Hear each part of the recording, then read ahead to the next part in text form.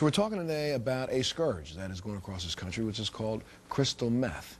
Now, this next story is a young couple. They're out, who knows when and how they did it that day, but they're out and about, high as a kite on crystal meth. But guess what? They happen to be stranded in a snowstorm.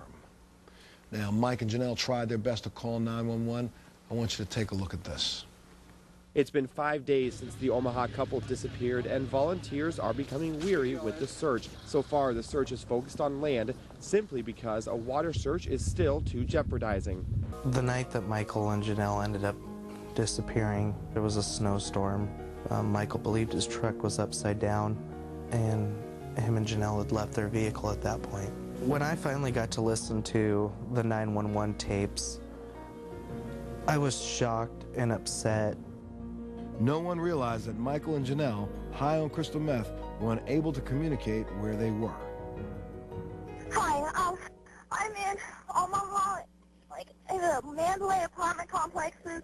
There's a lot of Mexicans and African Americans, and they're all dressed up in like these cult outfits. Your phone's breaking up. My address at Mandalay is 7524. The address for this is in the trees right above those complexes. Doctor, here now. There's no power here. They're taking the cars. They're hiding them in the trees. Hiding what in the trees? The cars. In the trees. In the trees. How many are out there? Yeah, 100. 200. Police are on the way. The police are on the way though, okay? Okay, how long do you think it'll be? So there's time to drive them because of the snowy conditions. Can't send the helicopter to go over the trees. The helicopter cannot fly in this kind of weather. 911, what is your emergency? We're out by an old gravel pit. And what's the problem, sir? Freezing to death. Well, we had a vehicle, but it ended up breaking down. Okay, are you by a building? Just please, ma'am. I'm on a little, like, glass, little 4x4 shack, like a tow booth.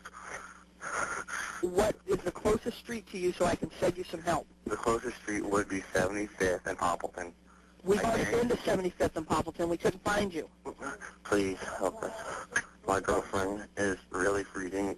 I'm cold. We can't get out of here. They don't speak English or anything. They don't talk to us. Who? The people here. I cannot guarantee we'll make it before we freeze. I guarantee she can. She her pants twice and she's froze. Please. You don't have to walk very far to get somewhere, okay? Yeah, but we're at here for like a good quarter mile from 75th.